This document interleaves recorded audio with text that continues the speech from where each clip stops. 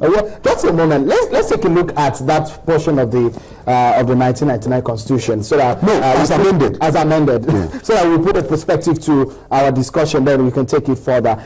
Section 68(1)(g) of the 1999 Constitution. I just want to quickly go right so that I can ask you one or two questions about the seats of the Speaker.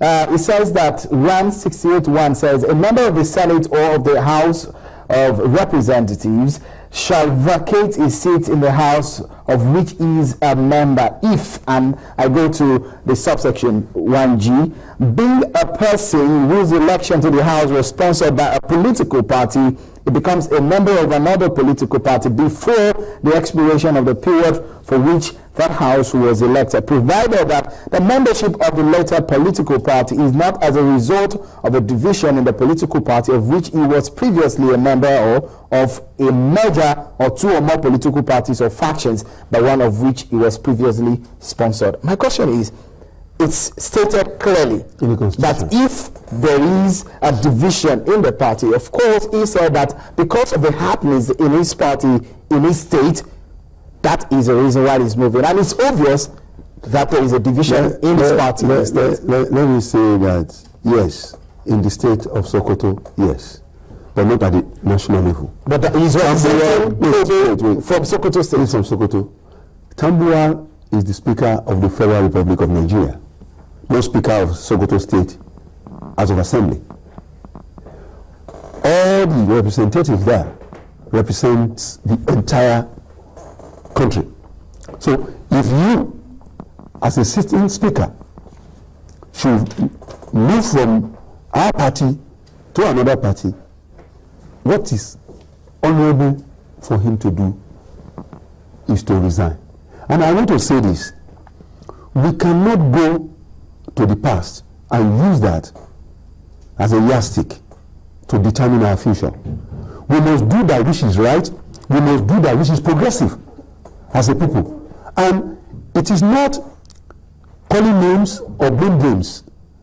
The law is very clear. A lawyer will come here and argue to the contrary and try to muddle things up. It's a very clear thing. And I'm glad that our party stands on the rule of law. The Constitution is very clear. But it behaves Tambuwal now to go to court and challenge the Constitution. Not call names. Not say, oh, the president has done this or the federal government has done. No. The withdrawal of the security detail of the Speaker, do you think it was right? You also just read the Constitution. What I would have also expected is for the Attorney General to make a pronouncement on this. Make the Attorney General should make a pronouncement, not the action of the police. No. The police acted rightly. Don't forget that interpreting the law. They must also be proactive. No. What else? Let me tell you. Should they have interpreted the law? No. Wait.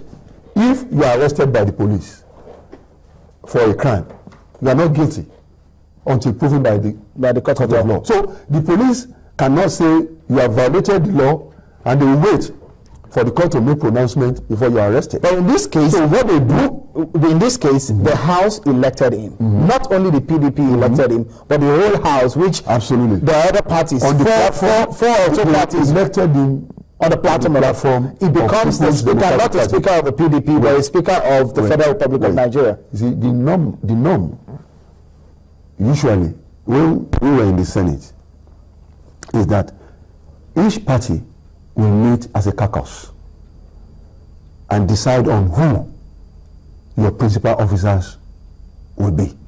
They will now present him or her before the entire House for the generality of the members to have a say as far as that issue is concerned. But the fact remains that it was on our platform that Tambuwal was elected, and it was the majority, not majority from minority, majority from PDP that elected him Speaker. You should not forget that. But was it on the grace of the opposition at that time? Well, no, but the majority, they were still minority. But there was a lot of lobbying of the opposition. No, because in his favor. No, absolutely. Which of course will have gone the other way. A bulk vote from the opposition, no doubt about that.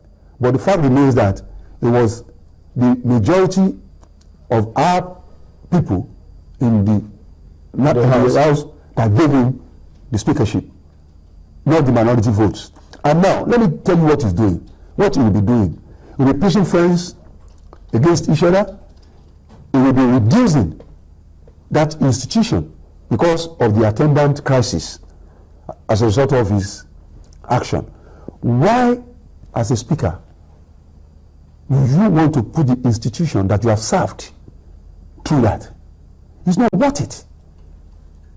You must be bold enough. When you take bold decisions, you must be bold enough to face the consequences. Do you respect Honorable Tambuwal for the performance or his role within the speakership between the US? For the management of the House during this few years? These few years, to me, to some extent, we can say commendable.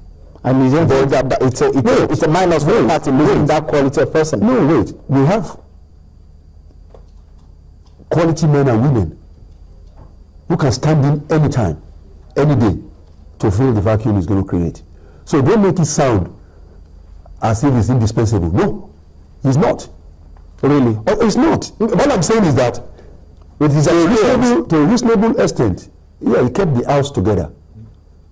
But the politics of it is what is wrong. I'm being honest with you. Tambuwal did not serve PDP. In the time that he's been the speaker. Exactly. He did not serve PDP. But he served the House. And, well, I wouldn't say he served the House. He served the opposition. Tambuwal served the opposition. Let me tell you, most of our members are very, very disappointed in him.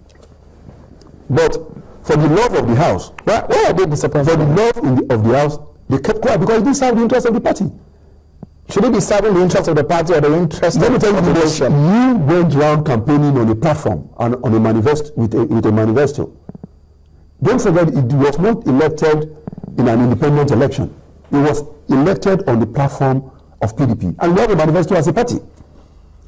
But don't forget that he crossed from MPP to join PDP. It's not as if he didn't know when he left the other party to join us. So he must have seen something in PDP for him to have crossed. Let me quickly ask you this, Senator Obaniko. You were a minister, and of course, at some point in the caucus meeting, you would have met him. What kind of person is Honorable Tambuwal? I don't want to reduce this discussion to my personal relationship with Honorable Aminu Tambuwal. I will not. You are not being fair to me, and you are not being fair to him. The issue at stake now borders on the public interest. But is he a good man? Is he a good man? No, it's not about being a good man or a bad man. All right. It's about the decision he has taken, which has the capacity to cause a crisis of monumental proportion and to bring the institution that he represents to disrepute. All right. That is greater than individual relationship. Okay, just a moment. You are a chieftain of your party in the Southwest, and we know that the politics that went down when Honorable Tambuwal emerged, the party at some point, some segment and blocks of the party actually favored the Southwest to get that seat, and eventually Honorable Tambuwal got it. There are talks within the Southwest to get that seat back. I'm glad you are making reference to that.